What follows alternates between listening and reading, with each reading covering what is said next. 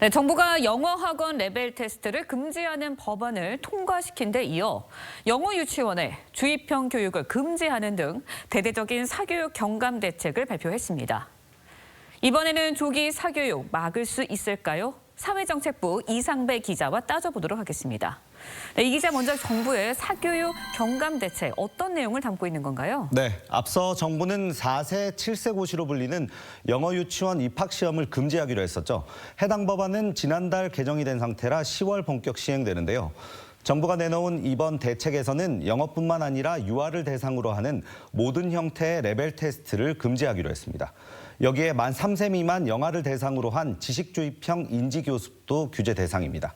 36개월 이상 유아의 경우 1일 3시간, 한 주 15시간을 초과해서 인지교습을 하는 것도 금지됩니다. 사실상 영어 유치원의 종일반 운영이 불가능해지는 겁니다. 네, 정부의 발표 이후에 현장 반응 궁금한데요. 어떻습니까? 네, 아직 시행 전이지만 모호한 기준 때문에 다양한 해석과 추측이 난무하고 있는 상황입니다. 교육부는 인지교습에 대해 A는 애플이라고 칠판에 적고 아이들에게 10번씩 따라 읽게 하는 방식이라고 설명했습니다.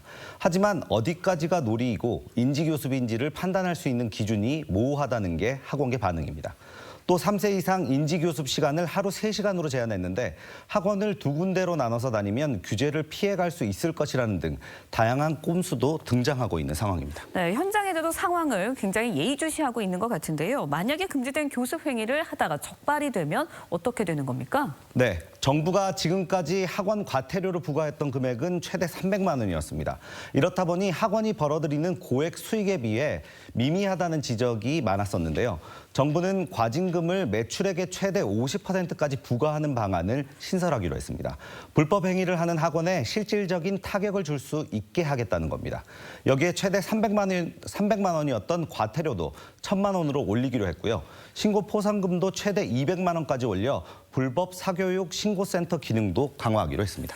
영유아 사교육도 문제지만 초등학생들의 사교육도 심각한 상황입니다. 이에 대한 대책도 마련이 됐나요? 네, 우선 모든 초등학교에서 방과 후 학교 스포츠 클럽과 예술 동아리를 통해 1인 1예술 1스포츠 활동을 지원하기로 했는데요.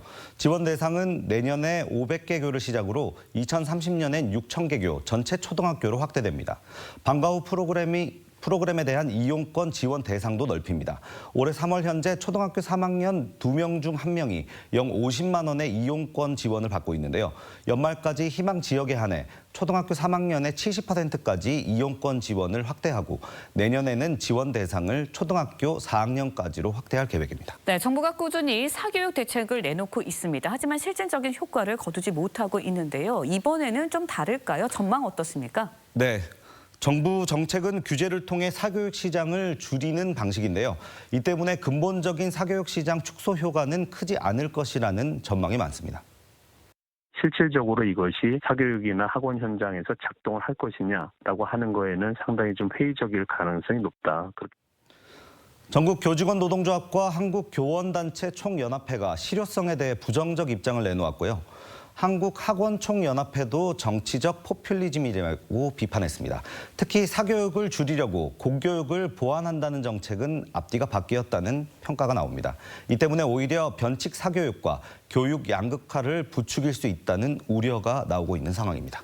네, 교육은 백년지 대계라고 하죠. 긴 안목을 가지고 큰 계획을 세운다는 뜻처럼 현장 상황에 맞는 꼼꼼한 정책 필요해 보입니다. 이 기자 잘 들었습니다.